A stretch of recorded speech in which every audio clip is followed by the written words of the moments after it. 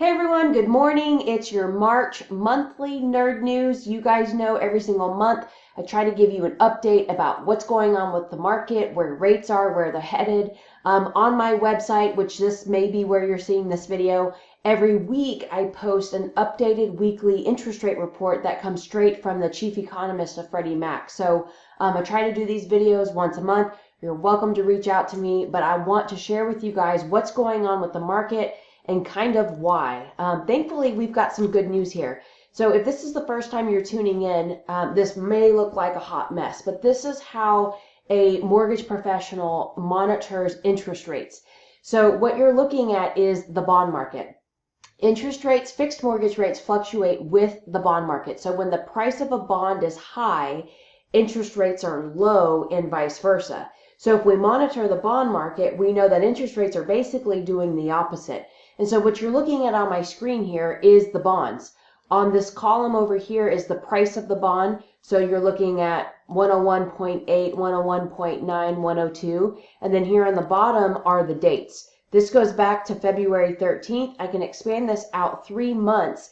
And this gives us an idea about rates or what rates are doing. So for example, at the end of the year last year, we saw the price of a bond right at 102, which meant interest rates were the lowest point. If we go back these past few months where the bond prices are lower, that increase meant that rates were coming down. So we were happy, but then this happened. We saw the price of the bonds going down, and it was kind of a roller coaster ride, and it's been a roller coaster ride. But let's take a look over these last 10 days and analyze what's going on. You'll notice that we have a slight increase in this line, which is exactly what we want to see when you're in the market to buy a home. That means interest rates are coming down.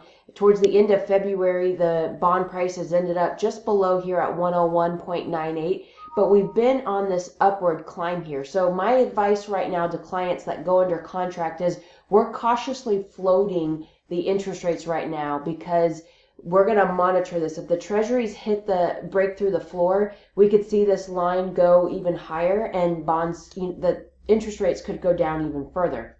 And so what I wanted to show you is kind of, well, why are the interest rates doing this? And that's what I want to show you guys next.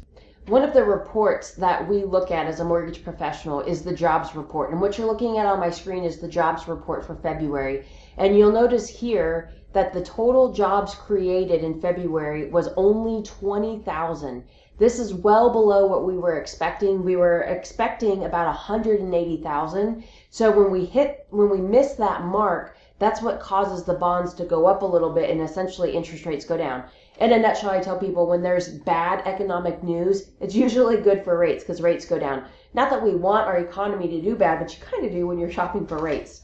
The other thing I wanted to show is the unemployment rate. So the unemployment rate actually dropped from 4% to 3.8.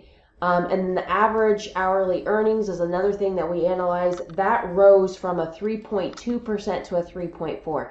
So all you really need to know is that when we're trying to get an idea of what bonds are doing and where they're headed, there's 3 reports we like to look at: is this jobs report, unemployment, and inflation.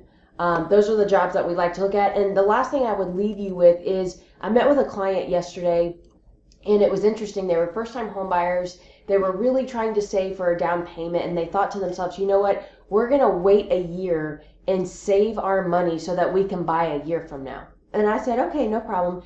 The average appreciation right now of real estate is about 4.4%.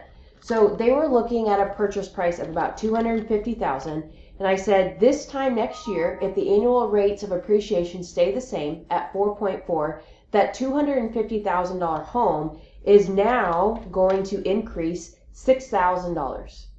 So that $250,000 home that you would have bought today is now going to cost you $256,000 if you wait 1 year. What are you going to do today that's going to be so drastically different that you can save another $6,000? Really more than that, because that $6,000 is just going to get you equal to where you are today.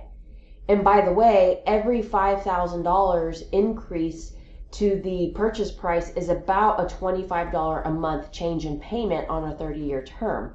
So is that, even if you saved $5,000, that $5,000 is going to save you $25. Is it worth waiting a year from now when interest rates are projected to go up and home prices are still appreciating. That's really what we have to do when we analyze the numbers, is what makes the most sense. If you're renting now, you're throwing money away. And if you're owning, you can gain appreciation. You have home warranties to help with things like garbage disposals and if things break like that. So don't let fear cause you or prevent you from getting into home ownership. That is my passion. I'd love to talk to you more about it. Enjoy this monthly video market report. Stay tuned on my website for week after week rate updates, and I'll be in touch with you soon. Take care.